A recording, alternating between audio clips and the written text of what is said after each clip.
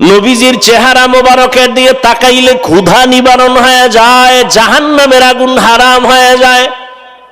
যেই নবীর শরীর মোবারকে মশা মাছি পড়া হারাম, ওই নবীর আদরের বিবি আম্মা জান আয়েশা রাদিয়াল্লাহু আনহা, যেই আম্মা জানের সাথে নবীর বিবাহ হলো আম্মা জানের 6 বছর বয়সে। 9 বছর বয়সে আম্মা জান ঘরে আসলেন। 18 বছর যখন আম্মা জানের বয়স, তখন নবী বিদায় হয়ে গেলেন। বলেন, আমার নবীর ঘর করলেন আম্মা জান কত বছর? ঘুমায় কয় বছর? আমগো বোনদের তো 18তে অনেকের বিয়েই হয় না। আর আম্মা জান আয়েশা রাদিয়াল্লাহু আনহা 18 বছরে নবী বিদায়, নবীর ঘর করলেন মাত্র 9 বছর। 18 বছরের নারী 9 বছর নবীর ঘর করে কি বয়ান পাইলেন, কি মর্যাদা পাইলেন। আম্মা জান আয়েশা রাদিয়াল্লাহু আনহা বলতেছেন, আল্লাহ নবীর বরকতে আমাকে এমন কিছু দান করেছেন, আমি এই অল্প টাইমে নবীর থেকে 2000-এর উপরে হাদিসের হাফেজা হয়ে গেছি। এরে আম্মা জান, ভালো করে শুনেন। একদিন সাহাবায়ে কেরাম আম্মা জানকে গিয়ে প্রশ্ন করলেন, নবীজির কোন আশ্চর্য ধরনের ঘটনা আছে নাকি, আমাদের একটু শোনাবেননি? আম্মা জান বলে, আরে নবীর এমন কি ঘটনা আছে যেটা আশ্চর্য না?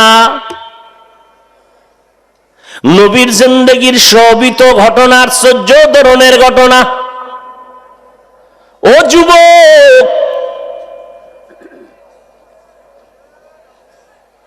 আল্লাহর বান্দারা হিসাব করো, আমার নবী যার কোনো তুলনা নাই। আম্মা জান বলেন, একটা ঘটনা আমি আপনাদের শুনাইতেছি। আম্মা জান বলতেছেন, ও সাহাবায়ে কেরাম শুনেন, একদিন এশার নামাজের পরে রহমতের নবী আমার ঘরে আসছেন হুজরায়। এসে মুস্কি হাস দিলেন, কোনো বাতি নেই, নবীর চেহারার আলোতে রুম আলোকিত। নবী মুস্কি হেসে বললেন, ও হুমায়রা, ও আবু বকরের কন্যা, আজকের রাত্রটা কি আমাকে একটু ছুটি দেওয়া যাবে নি? কেমন রহমতের নবী আমার। আর আপনি 3 দিন পর্যন্ত ঘরে যান না, ম্যাডাম যদি ফোন দেয় কয় খবর আছে, ফোন দিলি কেন? আর রহমতের নবী ঘরে গিয়া কয়, ও হুমায়রা, ও আবু বকরের কন্যা, আজকের রাত্রটা আমাকে একটু ছুটি দিবেননি?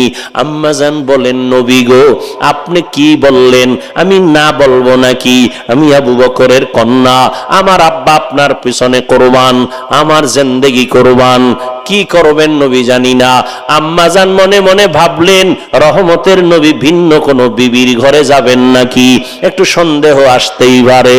কিন্তু আম্মা জান বলেন, এমন আশ্চর্য ঘটনা রে সাহাবারা, নবী আমার থেকে ছুটি চাইয়া, এরপরে আমি রুখসত দিলাম, আমি হুজরার মধ্যে শুইয়া পড়লাম। আমি তাকাইয়া দেখি দো জাহানের সরদার নবী নামাজে দাঁড়ায় গেছে। নামাজে দাঁড়াইয়া এই যে তেলাওয়াত শুরু, কোরআনের আয়াত, আলহামদু, সূরা বাকারা, সূরা আলে ইমরান, এইভাবে পড়তেছেন আর কাঁদতেছেন। এত কান্না, নবী রহমতের নবী কাঁদতেছেন। আমি আয়েশা তাকাইয়া দেখি নবীর দাড়ি মোবারক ভিজে ভিজে পানির ফোঁটাগুলো পড়ে, বুক ভিজিয়া গেল। নবী রুকু দেন না, সেজদা তো পরের কথা। প্রথম রাকাতে নবী দাঁড়ায়া এত কাঁদতেছেন। আমি আয়েশা নজর দিয়া রাখছি, আল্লাহর নবী কান্না করে করে করে করে দীর্ঘ সময় পার করলেন। অনেক সময় যেটা বিবেকের বাইরে, অনেক সময় নবী কান্না করে এরপরে রুকুতে চলে গেলেন। রুকুর মধ্যে যাইয়া আবার কান্নার আওয়াজ। এত কাদাই নবী কাঁদলেন। আমি আয়েশা জীবনে নবীর এত কান্না করতে দেখি নাই। মায়ার নবী এত দীর্ঘ টাইম রুকুর মধ্যে কাঁদলেন। দিলেন। এরপরে নবী মাথা উঁচু করলেন, দাঁড়ালেন। এরপরে নবী মাত্র প্রথম রাকাতের প্রথম সিজদায় চলে গেলেন। যাইয়া এমন কান্না, আমার নবীর মায়ার কান্না শুরু হয়ে গেল। কান্না কান্না কান্না কান্না, প্রচন্ড বেগে কান্না। নবী মনে হয় জানো মরে যাবেন, এমন এক হালাত। ও আল্লাহর বান্দারা, ও পর্দার আড়ালের আম্মা জানেরা, ও যুবকেরা, একটু বুঝো, বাহাদুরি তো জীবনে কম করলা না। আজকে যদি মরিয়া যাও, তোমার আপন সবাই জামা কাপড়গুলো বেলেট দিয়া কেটে কেটে রেখে সাদা কাপড়ে পেঁচাইয়া কবরে নিয়ে যাবে। দুনিয়া কিছুই না রে বাবা। মায়ার নবী কান্না করেন, আম্মা জান বলেন কি পরিমাণ টাইম। আমার নবী এখনো প্রথম সেজদায় আছেন, দ্বিতীয় সেজদা এখনো দেন নাই, প্রথম রাকাত। এর মধ্যে পিছন থেকে বেলালের আওয়াজ। বেলাল হুজরার বাহিরে দাঁড়ায় বলেন, ইয়া রাসূলুল্লাহ, আমি বেলাল আসছি, ফজরের সময় কাছাকাছি, তৈয়ারি নেন গো নবী। চিন্তা করেন কি পরিমাণ দীর্ঘ টাইম মাত্র প্রথম রাকাতের সেজদায় নবী এত কাটাইলেন যে ফজরের টাইম কাছায় গেল। আম্মা জান চোখের পানি ছেড়ে কাঁদেন আর বলেন, সাহাবায়ে কেরাম, নবীজির কান্নার আওয়াজ। বেলাল পেছন থেকে আওয়াজ দিলেন। নবীজি ফজরের সময়ের জন্য প্রস্তুতি গ্রহণ করেন। ও আল্লাহর বান্দারা, আল্লাহ বিবেক দিছেন, আপনারা মানুষ, একটু চিন্তা করেন, আমার নবীর কোনো গুনাহ নাই। আমার নবীর গুণগান কেমনে বললে বুঝবেন জানি না। ওই নবীর গুণগান গানেওয়ালারা মরে গেছে, গাওয়া শেষ হয় নাই, লেখনেওয়ালারা মরে গেছে, লেখা শেষ হয় নাই। ওই নবীর কান্নার দরকার কি ছিল? হ্যাঁ, আর আপনাদের চোখে পানি নাই? কেউ যদি কান্না করে, কিছু কিছু কপাল পরারা তাকায় তাকায় হাসি তামাশা করে, অথচ এটা কান্নার প্যান্ডেল না হাসি তামাশার প্যান্ডেল? আপনারাই বলেন, কি হাসির প্যান্ডেল না কান্নার?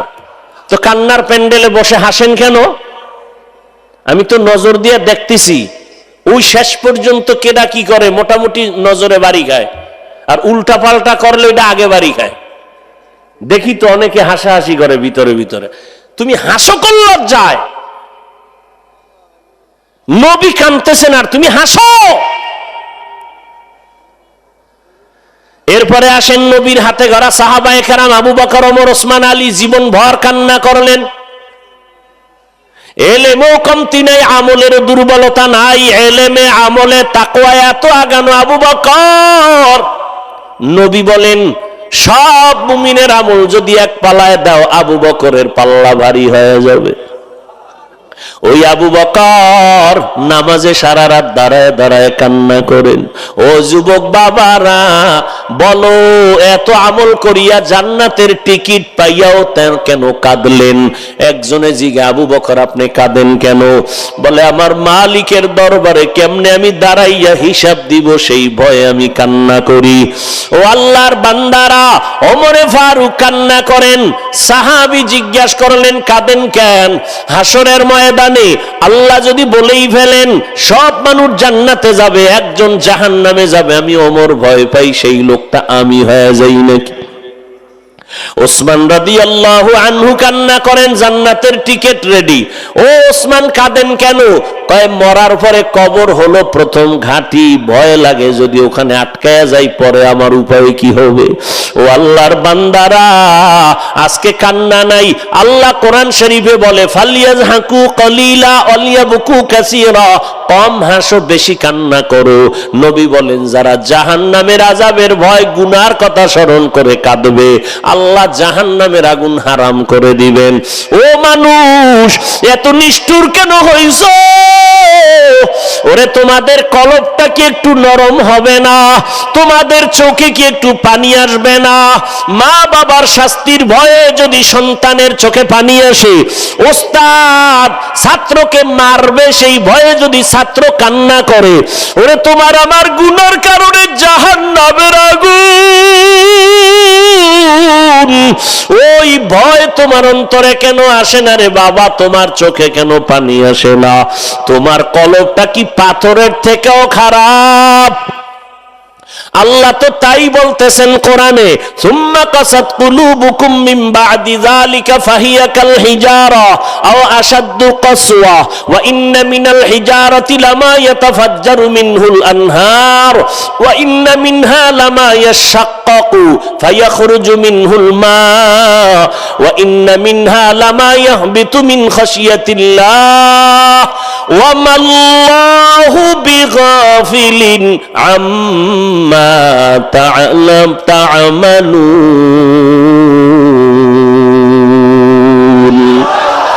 আল্লাহ তাআলা বলেন, তোমাদের কি হইল যে আজকে তোমরা এত আল্লাহর কুদরত দেখে দিলটা নরম করো না, অথচ মাওলার আযাবের ভয় পাথর পর্যন্ত কান্না করে। তাকাইয়া দেখো, সিলেটের মধ্যে গিয়া দেখবা পাথর থেকে পানির ঝর্ণা বাহির হয়ে পানি ভরতেছে। আল্লাহ কয়, কোরআনে কয়, তুমি অস্বীকার করলে কিছু করার নাই রে বাবা। আল্লাহর কোরআন বলে এমন কিছু পাথর আছে ওরা পানি ফালায় না, ওটা ঝর্ণা না, আল্লাহর আযাবের কারণে পাথর কান্না করে। কারণ আল্লাহ সূরা তাহরিমে বলেন, ইয়া আইয়ুহাল্লাযীনা আমানু কু আনফুসাকুম ওয়া আহলিকুম নারা ওয়াকুদুহান নাসু ওয়াল হিজারা। মানুষ জাহান্নামের আগুন জ্বালানোর জন্য আল্লাহ ব্যবহার করবে মানুষ আর পাথর। পাথর কান্না করে, অজর দাঁড়ায় পানি। আবার কিছু কিছু পাথর আছে ওরা আল্লাহর ভয়ে ফেটে যায়, টপ টপ করে পানি পড়তে থাকে। আবার এমন কিছু পাথর আছে লামা ইয়াহবিতু মিন খাশিয়াতিল্লাহ, আল্লাহর আযাবের ভয়ে ফাটল ধরিয়া যায়, লাফায় এক জায়গা থেকে আর এক জায়গায় চলে যায়। যেই পাথর দর্জনে ধরিয়া উঠান যায় না, তুমি গিয়া দেখবো ওই পাথর পাহাড়ের পাশে, আজকে এক জায়গায় কালকে আর এক জায়গায়। ওরে আল্লাহর ভয়ে যদি পাথর কানতে পারে, কোরআনের আয়াত, ও বাবা তোমার কপাল এত খারাপ কেন? তোমার চোখে কি পানি আসবে না? ও আল্লাহর বান্দারা, কয়দিন আর বাঁচবা চোখের পানি ছেড়ে আমার মাওলার কাছে বলতে থাকো। যদি কান্না না আসে, মনে মনে বলো, দয়ার মালিক, গুনার কারণে দিলটা খারাপ হয়ে গেছে, চোখে পানি নাই।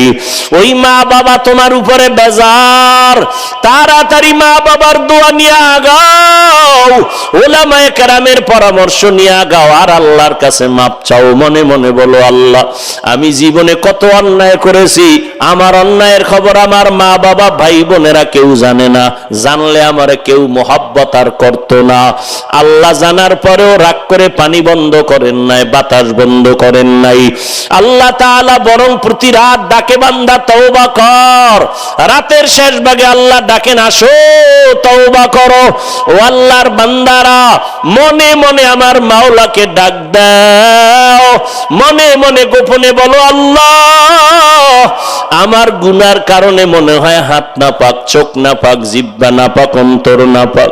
আজকে থেকে তওবা করলাম, আর গুনাহ করব না, আর কোনদিন মা বাবারে কষ্ট দিব না, আর কোনদিন ওলামায়ে কেরামের বিরোধিতা করব না, নবীর তরিকা মানিয়া চলবো।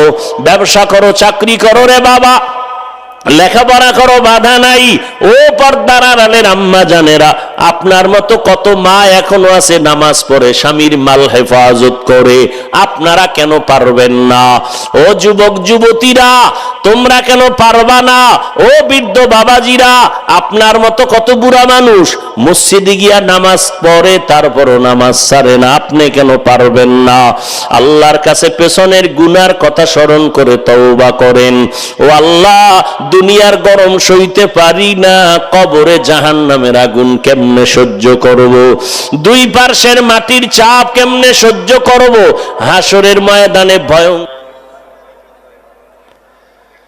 রহমতের নবী আমার পেটে পাথর বেঁধে উম্মতের জন্য সাহাবায়ে কেরামদের সাথে নিয়ে দিনের দাওয়াতে দৌড়ায়। এত কষ্ট করলেন রহমতের নবী, ছেলে মেয়ে স্ত্রী পরিবারের এতটা পেরেশানি নাই উম্মত নিয়ে যতটা পেরেশান হয়েছিলেন আমার নবী।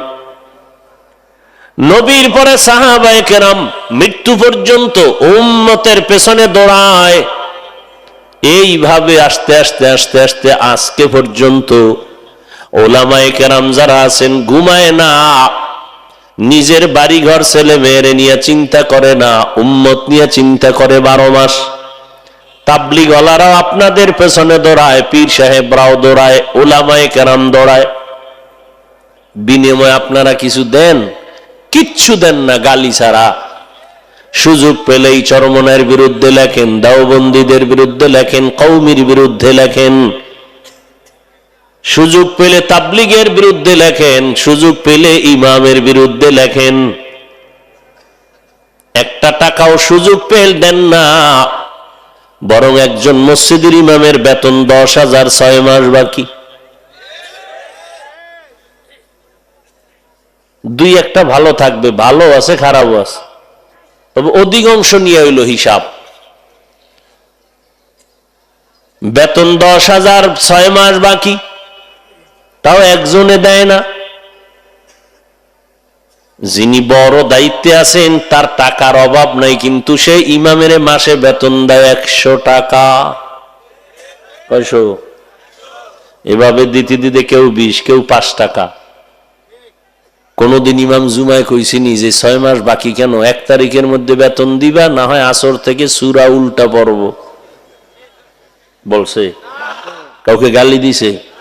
আমরা কিন্তু সব জানি। মনে করছেন আমরা বোকা না? আসলে বোকা না।